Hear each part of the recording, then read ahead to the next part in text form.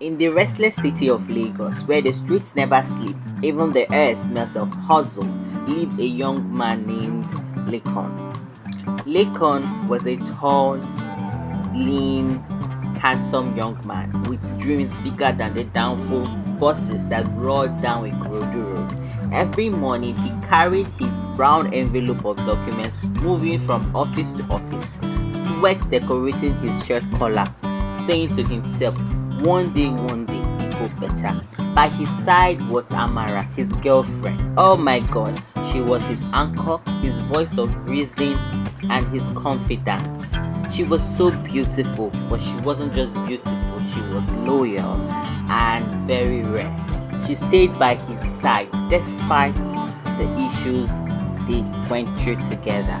Sometimes they went to bed on an empty stomach, but her words would always be a soothing comfort to him. At nights, when we lay together in their one-bedroom apartment in Surulere, where their ceiling fan cracked like an old man telling stories, they would sit and plan for their future. She would say, Lekan, don't worry, one day you will stand in boardrooms and you will be the head of this room.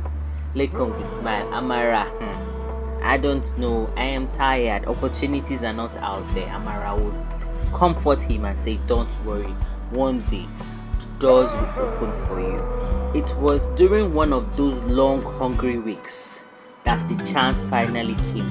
A major government contract was up for grabs, one that could practically change Lagos' life forever. But Lagos always has a way of asking for a prize. Amara secured a meeting with Chief Balogun, a top official, and her heart was very hot. She dressed simply in her best blouse and skirt, clutching on Lekon's proposal like it was a baby. But Chief Balogun's eyes did not rest on the papers. Rather, it lingered long on her face and her body. His words came out slowly like poison wrapped in honey. You are a smart young girl, but you know, in this city, contracts are not awarded on papers alone. If you keep me company tonight, your boyfriend's file will definitely move to the top of the pile.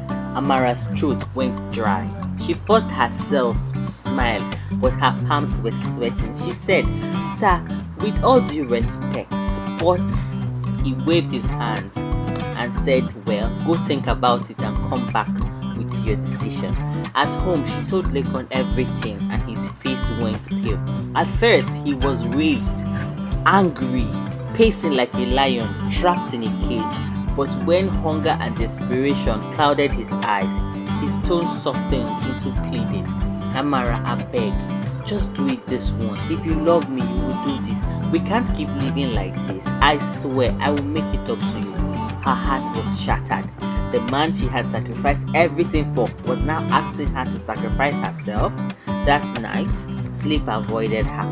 She tossed and turned, the hum of the fan sounding like a mocking laughter. The next day, she went back to Chief Balogun's office. Her hands trembled as she knocked. Inside, the air smelled of expensive cologne, and Chief leaned back, smiling knowingly as he saw her. He said, are you finally back? Are you now ready to warm my bed? Amara froze. Her dignity screamed louder than her fear. No, sir, she whispered, shaking her head. I can't. Please, help me, but I cannot do this. For a long moment, Chief Balogun stared at her, and he saw the tears in her eyes. But then again, unexpectedly, he laughed, not out of cruelty, but almost with respect. You seem different. In this city where many would have agreed without hesitation, you still are hesitating? Wow. Go home and tell your boyfriend that his file will be approved. Not because of you, but because of what I see in your eyes, and because of what you refuse to do. Tears stung Amara's eyes as she left. The weight lifted, but only partly.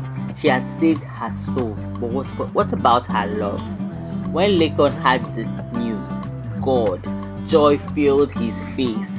He lifted her up in his arms, spinning her around their tiny apartment, screaming, "Amara, oh Amara, we have made it," he shouted. His voice, all echoes through their cracked walls. Their neighbors peeked from their doors, smiling, thinking love had won finally. But in Amara's chest, a seed of doubt had been planted. She had seen the desperation in her lover's eyes, desperation willing to trade her body for success.